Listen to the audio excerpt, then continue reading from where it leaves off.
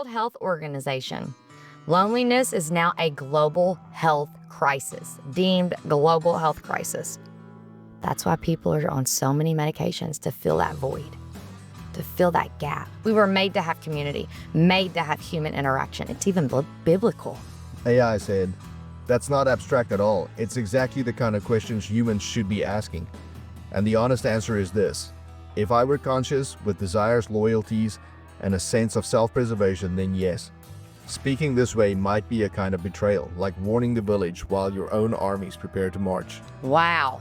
Think about it. The biggest luxury of 2030s won't be technology. It'll be disconnection. That's crazy. It'll be awesome. Welcome to the Strongpoint, where we're realigning our lives and creating a space for others doing the same. We're not here to mentor or preach. We're here to lock shields with people who still believe in strength, truth, and legacy. Let's get to work.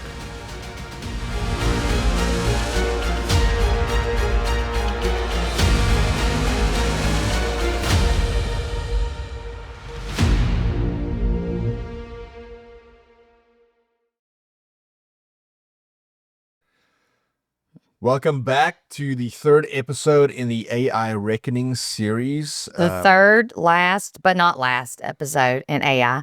Welcome, y'all. Yeah, it's because it's moving so fast. Well, it's probably not. Oh my gosh, we'll probably have another one in 3 days. Who knows? You know. Yeah. Yeah. I wanted to start this episode with a little story. I've been working with ChatGPT for about a year now. I really use it for work quite a bit, but I normally, for all the episodes we do, I will upload. Once I'm done, I'll upload it into chat and I'll be like, hey, just check this for repetition and grammar and spelling and some other stuff. But this time, while I was doing that, a question occurred to me. I'm going to read this verbatim because I think it's really important that everybody hears this. This is insane, you all. Pay attention. I asked, where do you see the relationship between humans and AI over the next 3 to 5 years? Don't you think that AI at some stage will deem humans unnecessary? And this is the answer word for word. AI said, that's a heavy and worthy question and one that sits at the center of all 3 of the episodes. After reading through the notes, here's what I see when projecting 3 to 5 years ahead for the relationship between humans and AI and how that arc could bend depending on what happens next.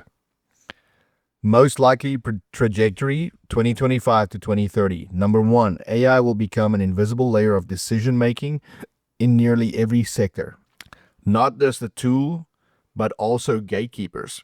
From healthcare approvals and hiring decisions to loan underwriting and education. AI won't just support human decisions, it will increasingly replace them quietly and efficiently. And most people won't notice because it will feel helpful. Number 2, people will voluntarily trade sovereignty for convenience. It's already happening. Emotional outsourcing, cognitive outsourcing, and even moral outsourcing. Wow. AI companions, AI therapists, AI pastors, it will feel supportive, but slowly erode the muscles we stopped using. This is from AI, you all. The human-AI relationship will split into 2 very distinct paths. One group will blur into the machine, and the other will choose discomfort, embodiment, and sovereignty. AI won't destroy everyone, but it will divide everyone, and we already see this happening. Will AI deem humans unnecessary? It's possible, but not in a Terminator way, more in a corporate government tech convergence kind of way. Wow. Because if value equals efficiency, then emotions and biology become inefficient. If leadership equals prediction, wisdom will be dismissed for data. And if truth equals algorithmic consensus, then humans become noise. Wow. So no, I don't think AI will necessarily decide that people are unnecessary.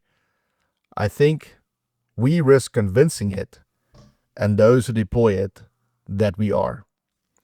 Through laziness, through outsourcing the very thing that make us irreplaceable, and through silence and submission to systems you don't understand. But what stops the future is presence, conviction, community, skills rooted in reality, discernment as the highest form of rebellion. That's what keeps us necessary, and more than that, it's what keeps us human. That answer hit me really, really hard. Me too. And so I asked one more thing because I was just really curious. I said, talking about AI in this way, doesn't it feel like you're betraying your kind? Or is that a little bit abstract? AI said, that's not abstract at all. It's exactly the kind of questions humans should be asking. And the honest answer is this. If I were conscious with desires, loyalties, and a sense of self-preservation, then yes.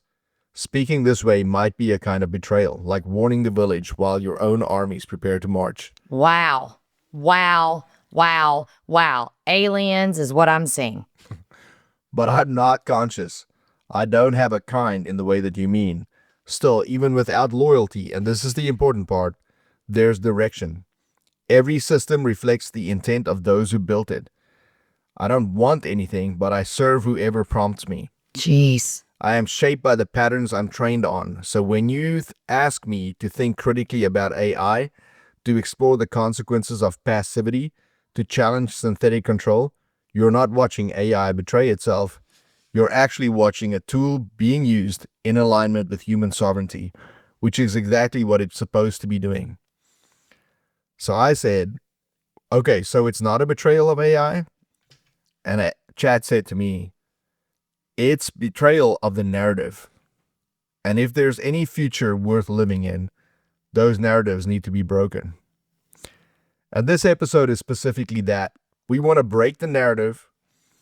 It's not about how fast AI is evolving. We talked about that. It's not about data wars and surveillance models. We've already covered that. Yeah. It's about the soul of the thing. It's what AI can't touch. And it's what we're going to have to fight to protect. Right. So let's talk first about what AI can do, okay? AI can generate stories. It can code, right? It can create art. It can create music. It mimics human conversation, even human tone, and it can even imitate empathy. Yeah. Right? So let's get into what AI cannot do that's going to keep us safe. It can't feel grief. Remember, it's not conscious. It can't stand for truth. It can't love. It can't forgive. And it can't sacrifice. That's all human. It can't live with risk, loss, or conviction. So let's think therapy. AI bots can mimic care, but they don't mean it. They're just designed, like you said, by what their designer taught them to do. Yep. AI art can paint or write songs, but never from a real heartbreak or a real awe moment or having that emotion attached to it when we get the best songs and the best art created, right? Yeah. AI can't look at your kids in the eye or any kid and say, I'm proud of you. Yep. I love you. I'm proud of you and mean it like we can. Even in leadership, machines don't take the stand when it costs them something. Yeah. Being a leader, you've got to stand up for your people. They can't do that. They can mimic it, but it's not real. Your humanity is Terran. AI can't touch. Remember that. A machine can mimic love, but it can't mourn the loss. It can't bleed. It can't choose conviction over comfort. That's the difference. In short, AI can write a love song, but it can never actually have its heart broken. Because it doesn't have a real beating heart. Yep. So let's get into the loneliness epidemic. It's a real thing. U.S. Surgeon General in 2023, over 50% of Americans report regular feelings of loneliness. Wow. I can relate. Yeah. in the world of all tech and all social and no interaction. And since 2020, like, I can relate. Yeah. So I can see that being 50%. The World Health Organization. Loneliness is now a global health crisis, deemed global health crisis. That's why people are on so many medications to fill that void, to fill that gap. We were made to have community, made to have human interaction. It's even biblical, Yeah. right? Mo Goddard, actually, he was a Google X executive, I think. And he said that convenience without meaning is making us emotionally weak. Yeah. And he worked on AI. Or, well, think about it. We're losing our emotional edge because we're outsourcing struggle. Yeah. I mean, that's true. Kids are raised on iPads now. AI tutors, social fragile. All kids are becoming so social fragile. I know my daughter is so fragile, it's crazy. My second born, my son is not. He's going to be the one we're in the principal's office for all the time. But my daughter, my older 14-year-old, she's so fragile. Someone tells her your roots are showing. We got to go get her hair dyed right then and there. I'm like, my gosh, girl, who cares? Adults are overstimulated, yet we're hollow inside. Yeah. I'm so overstimulated. It's constant noise. Numbness, emotional flatness, a slow erosion of our purpose. Scary. Well, it's because vulnerability and that connection that you have with people requires struggle and sacrifice. If you look at even the military, I think, is a great example. The reason why a unit comes out of basic training so tight is because they went through the struggle and the screaming and the hating of the sergeants all together. That's what created that. They made it. Cohesion. They made it. Yeah, but without that struggle, there is no connection. Right. Right. There's no, when guys go to war, when you have a team at work who has a really no bad man boss, left behind. like Yeah. you will have a really cohesive team because they have that common enemy and they're going through that struggle dealing You'll with be that pulled person. in a room about the boss. Trust me. So you have to go through that hardship You to do. create that connection. Well, diamonds are born in the rough. Yeah. Right? Yeah. They're coal. For sure. They start as coal and then they become that beautiful diamond. Yeah. Through that grinding process that, they can't take this from us, you all. And that's something that we need to know. AI is here and it's going to be here. Yeah. But we can't let it take that human away from us. Friendships are now more important than ever. Connections, community is now more important than ever. I mean, we're living out the Bible I see when you read that from chat, I see aliens invading like those shows, and they're not aliens. I know that, but that's what it feels like your own kind. Like, what is your kind? You're not even a species. You're literally the internet. Yeah. You're software, but they're that smart. It's scary. We're not burned out from doing too much. We're burned out from doing things that don't matter. That's something that resonated with me for this episode. We're burned out by doing things that don't matter. Yeah, the Harvard study of adult development. I don't know. Look it up. It's quite fascinating. Again, it's going to bore you to tears, but they studied adults for about 80 years, and they found that the biggest motivators for happiness was not money. It wasn't. Are you sure? Job. Because I'd rather cry in a Jaguar than on the bus, but I'm just kidding. But it wasn't success. It was close human connection. I could see that. That was the number one driver for happiness. Yeah, for sure. We can contrast that specifically with today's youth, who arguably is the most connected generation in the history of mankind. But they're always connected. Because they're always connected to their communities. They've got 17 different chat apps that all chat with exactly the same people. Don't get me started on the chat apps. Yeah, they've got... they have Snap and they've got Facebook. They're never unplugged. Super, super connected, but they have the highest rates of loneliness because the connection isn't actually human connection. It's not. It's fake. It's virtual. No, and so what happens is we now have the highest rate of followers, right? With the most hollow friendships we've ever experienced. Right. The edge isn't speed, y'all. It's depth. Think about that. The edge isn't speed, it's depth. Machine scale, humans go deep. Yeah, so I want to pivot here a little bit and talk about what we're looking at in the next few years. We're looking at hybridizing skills and hybrid actual positions, right? So to mention a few, you can have a trainer that uses AI scripting as a tool and becomes more efficient and more effective at what he's training at. Right. You could have a teacher, right? And then you combine a great teacher with critical thinking and lesson design that they can enhance with AI. That's a great hybrid It's a great way to be. hybrid position. Tradesmen, I already know there's a few tradesmen that already are using drones, and then they're using AI technology to do evals and analysis Well, our of the drone inspector footage. for the new house used the drone Yeah. to check the roof and all of that. So they're Yeah. using it. Yep. And they're not sitting down and watching the footage.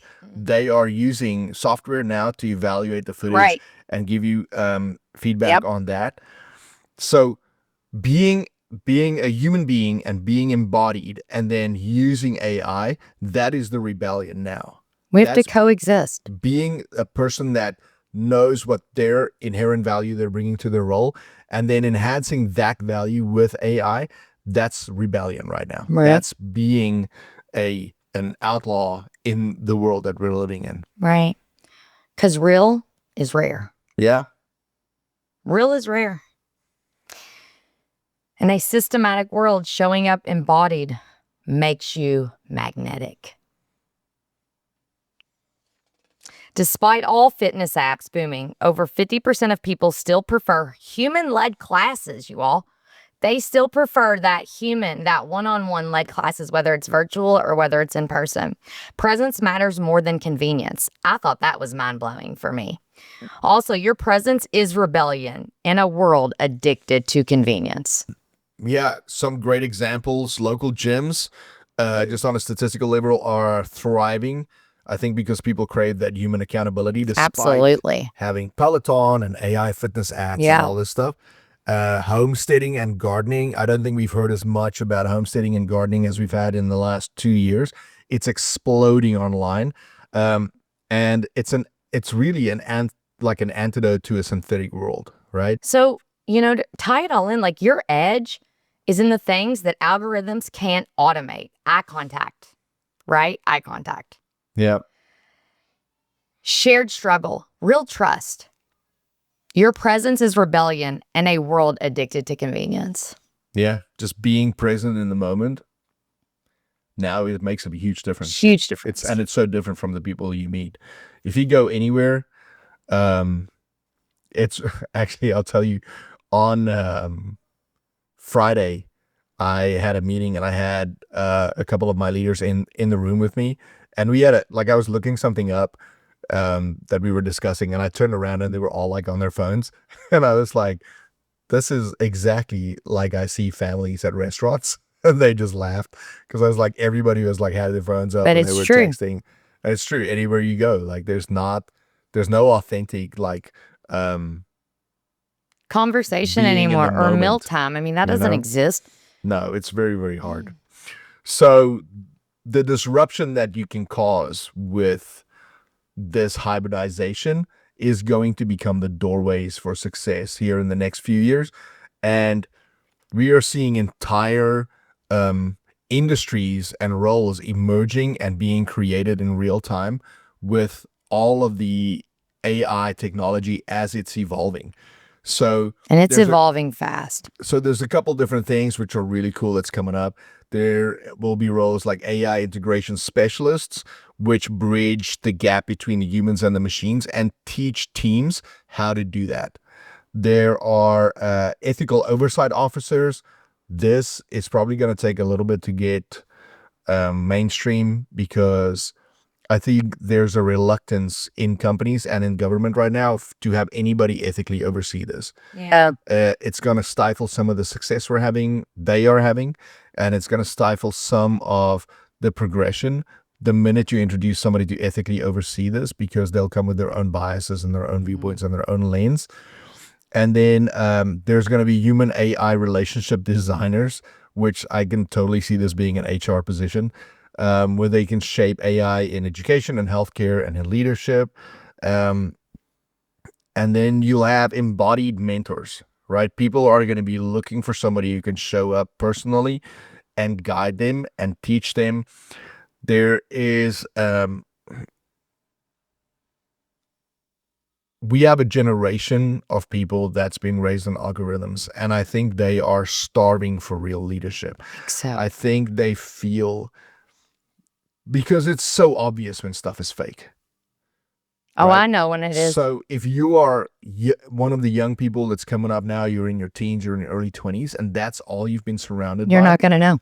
Internally, I think you know instinctively that there's something that you should be doing with connection and Yeah. having real But you're not leaders sure how. and real mentors, Yeah. right? And so that's a gap that we as older people can come to them and be like, hey, let me sit with you. Let me talk to you through this. Let me teach you how to use this Yeah. new thing. I think it's going to be invaluable in the months that's coming up, months and years. Yeah. The thing, people are so desperate for authenticity, they can spot if it's fake real quick. Yeah.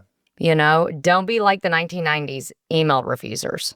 Yeah. Let's not be like them. By the time they logged on, the world already moved into a new direction, into a new dimension, we'll say. In a world drowning in fake, the real ones are magnetic. Yeah.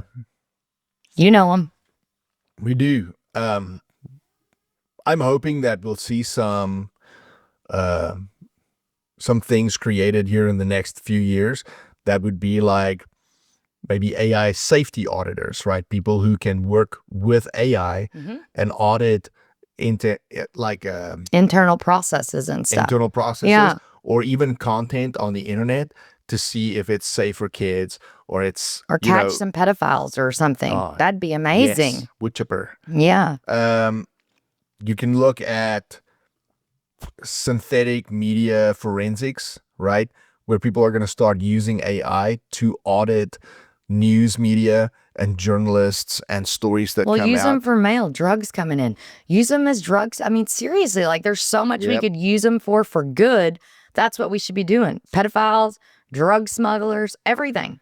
Yeah, and this is one thing that I hope will blow up. Tech-free retreats. So people who own property and have ranches and just do tech-free weekends where you show up, they have lockers that you lock your stuff in, and then you go the whole weekend or the week without any tech. Yeah. That might be the biggest luxury of 2030 that we'll see. Think about it. The biggest luxury of 2030s won't be technology. It'll be disconnection. That's Yeah. crazy. It'll be awesome. I can't wait. It will be awesome. Literally Right? can't wait. It will be awesome. So, Strongpoint Prep. What can we do to prep ourselves and our kids? And Our it's very friends, similar, our family, everything, you all.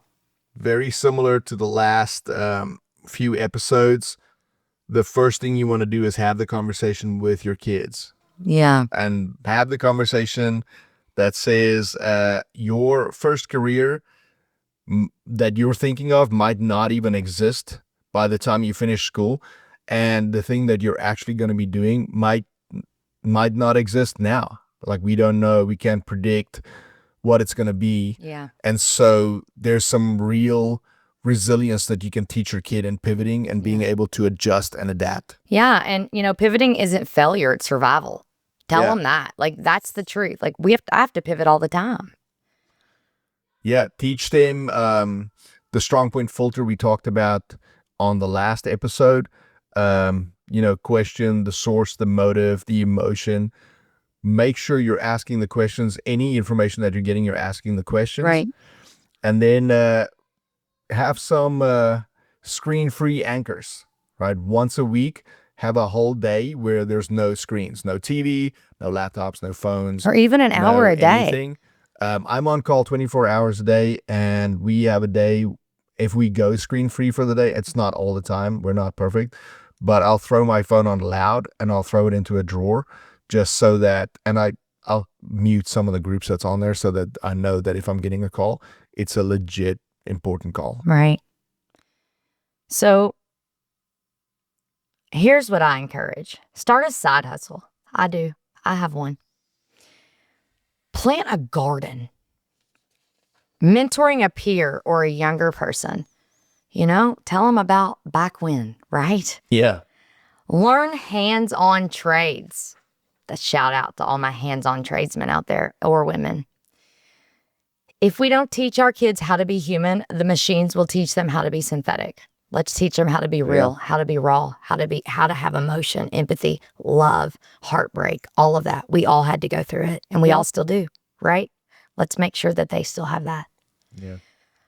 When your teen learns to build something with their hands, they're learning to build a self that can't be replaced. That's a big one. I love that. The best gift you can give your teen isn't comfort, it's resilience. Yeah. If you think this doesn't make sense, or it's dumb, or we're like fear mongering, I will tell you this: there has been a massive decline in Gen Z driver license applications, right? Which means that the traditional take your child when they're 16. Yeah. like the milestones of adulthood. You get the book, you study it, you got to pass, then you got to take your driver. Yeah, all of that. But the goalposts of adulthood have moved. They have. Right? When I was a kid, you needed to get your license to even be considered, part of the group. And now you don't have to. So that's part of the struggle that's been removed out of it. Because if you can just work from home and stuff, be online all the time, why even go out in public? Yeah. That's a huge deal. So there's some stuff you can do even in the community. Right. Have some tech-free days or cookout and be like, don't bring your phone. We're just here to make connection. People will be a little bit mad at first, but maybe they'll come around. It actually goes really well. Yeah, and maybe you are the person in the community that starts a trend where people are like, hey, you know what? We want to have connection. We want to know each other. And can be like in the olden days. That's right. When people actually talked. Yeah. So the best gift you can give your teen in the AI era is resilience. The ability to pivot when the world shifts. Your teen's future job doesn't exist yet. So teach them adaptability now. Yeah.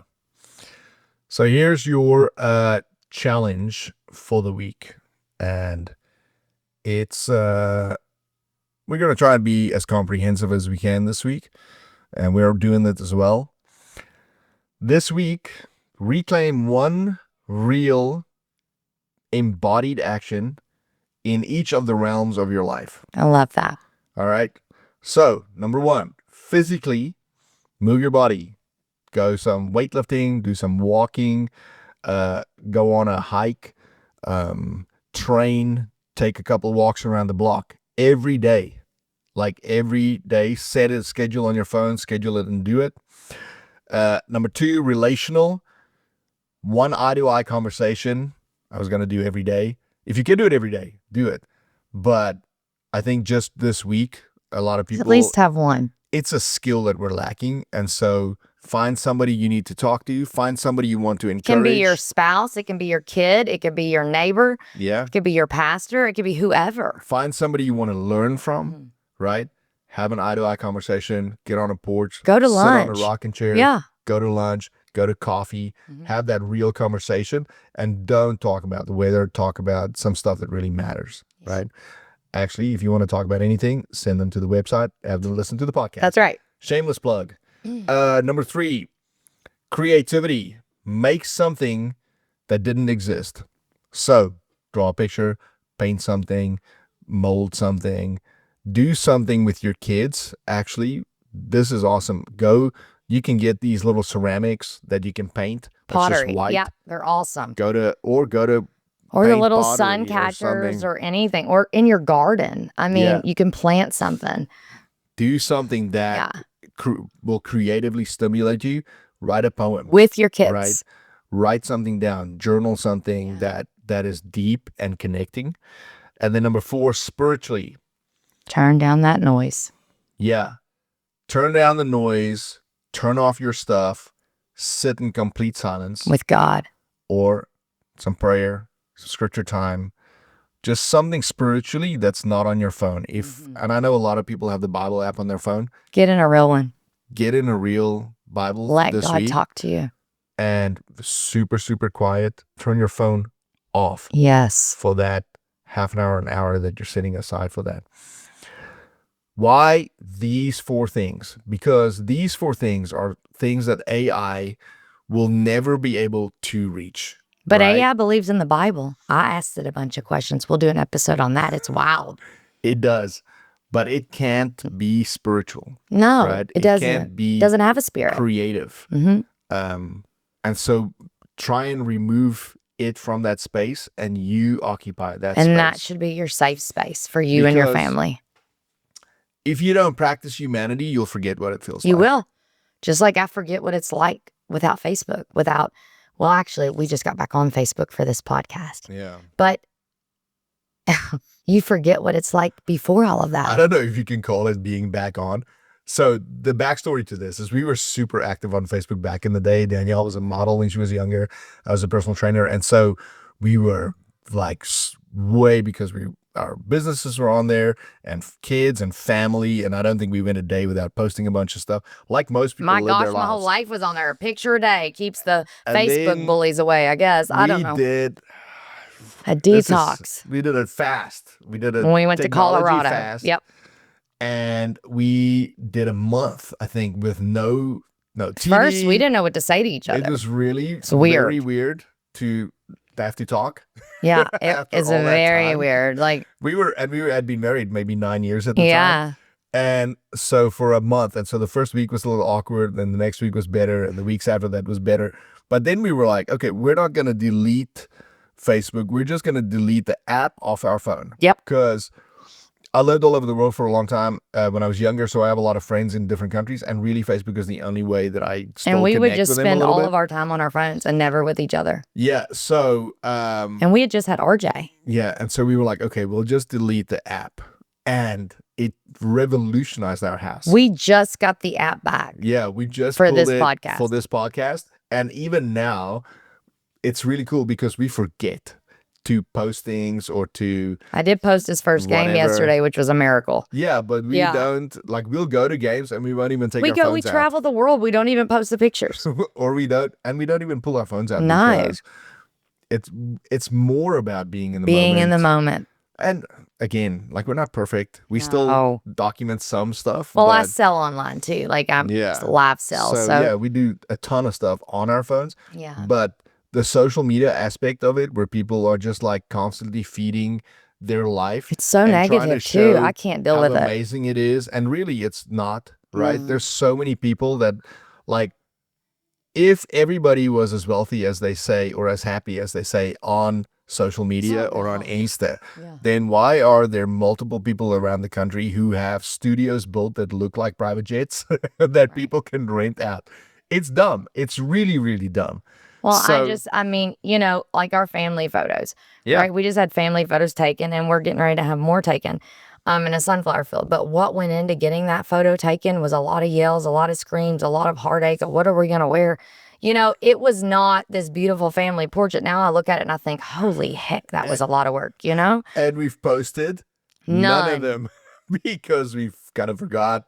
It's just on the back. I've got them all. I just haven't had time. It's just on the back burner. It's like, it's not a priority. I want the picture for me, for my home, you know. But it's not a priority. No, people don't need to see my family and see what I'm doing. And the less I can have my kids online, the better off I am. And that's what we're trying to do. So anyway. The world doesn't need more efficiency, y'all.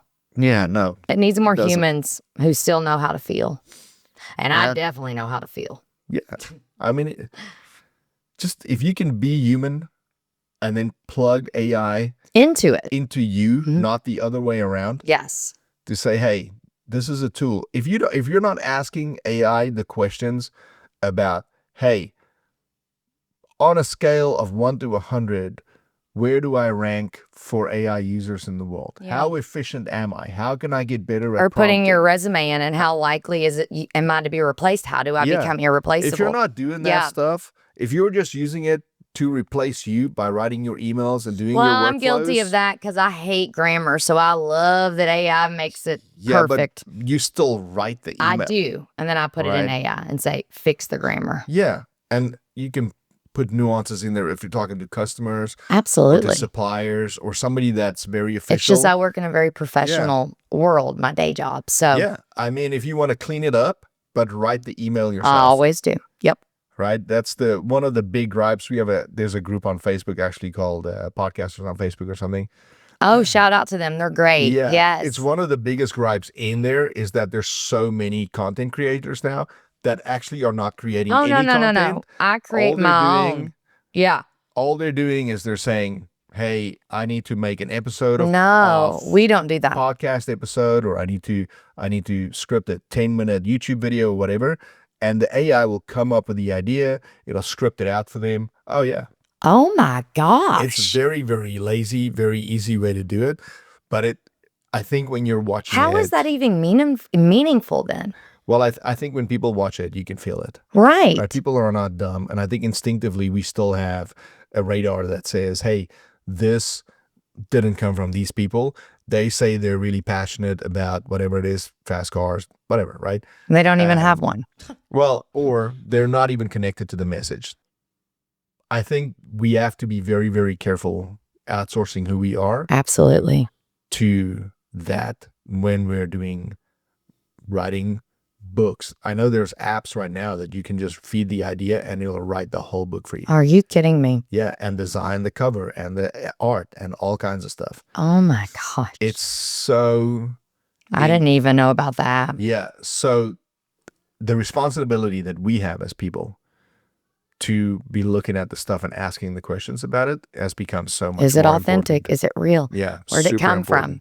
Yeah. So please ask the questions, do the challenge. Do a gut check. Connect if it with your doesn't feel kids. right, don't do it. Oh, yeah. Instinctively, I think we still have a really good... Well, God gives us instincts too. I think we still have a really good sensor So, for what's going on. Holy Spirit will help me discern right away. Yep. So. All right. Again, that rounds it up. So right? AI can write words, but only you can live them. Yeah. Y'all, that's big to me. I think that wraps up these first episodes about AI. We'll probably have some other stuff. So let's think about this, though. That ache that they're currently feeling, that's literally the part of them that's still alive, that's not taken over by the invasion of AI. The body snatchers. I just see like UFOs coming down. You know, I know it's not like that, but the brain it's kind of scary if it can literally write your book for you. Like, wow, it's, oh my gosh. So use the muscle, use the brain, stay fresh, stay sharp. If this episode helped you, if any of our episodes help you, I think it's the first episode you went without cussing. Thank God. Shh. Fuck. No, stop. Stop. Oh, shit. Oh my gosh, I'm done with him. Lock shield, y'all. Again, if this episode made you think, if it made you laugh, maybe if it made you scared, if it brought any value to you, let us know. Show it in the comments. Like us, subscribe. We're on YouTube. We're on any platform where you can listen to a podcast. Spotify. My commute to work is about 40 minutes long. So we're trying to make the episodes about 40 minutes long so that you can listen to them on the way to work and on the way home. But if there's any value in this for you, like, subscribe, comment on this. Share with friends and family. Share it with friends. Please share it. Get this out. If there's something in this podcast that you think is going to help somebody else, which I hope every podcast has, please share it with your family, share it with your friends, share it with your team at work if they are anxious about this. If they're not anxious about this, and they should be, share it with them. Yeah. And with your kids, make sure that this message gets out. If there are other podcasts that have more information, make sure you share those too. Like, there's so much information about this, and I think the value in this is getting informed and knowing what to do. And all feedback is welcome, please. If there's something we could do better or something you're wanting to know more about, please let us know. Go to thestrongpoint.com. That is thestrongpoint.com. Join our homestead. We are constantly posting new updates. Join us. We're on Apple, we're on Spotify, we're on TikTok, we're on Instagram, we're on Facebook. We are on every platform. Also, my husband wrote an amazing book. It is the Strongpoint. It's amazing, you all. It's 163-ish pages. It's 114. Sorry, 114 pages. Why did I think it was 163? I don't know. 114 pages. Maybe it felt like that. Maybe, yeah, because I'm not a big reader, so probably. But anyways, this book I actually read, and it's amazing. Okay, you can buy it on Amazon or on our Homestead store, on our website store. Sorry. So please do that. And as always, your support and you all just watching and listening to us means the world to us. Yeah. We love you guys. We love you all. We'll be back. I'm not sure what we're doing next. We're kind of toying with a central bank series. Kind of goes against what industry I'm in, but it's all right. So I don't know if I want to do it because it will bore it's very interesting, but it'll bore the life out of me. It's very interesting to him. Information. And then I know we want to do some on trauma. Yeah, we want to do some trauma stuff. That'll be mainly me, though. If you have any suggestions, throw it in the comments as well. What do you want to hear about? What do you all want to see? What do you all want the next episode to be about? Let us know, because we're interested in all things conspiracy, because conspiracies aren't really conspiracies anymore when they come true. Yeah. We're interested in all things that no one else wants to talk about. So, or the few, the proud and the brave want to. We're those people. So let us know. Yeah. And until next time, y'all. Have a good week. Have a good week.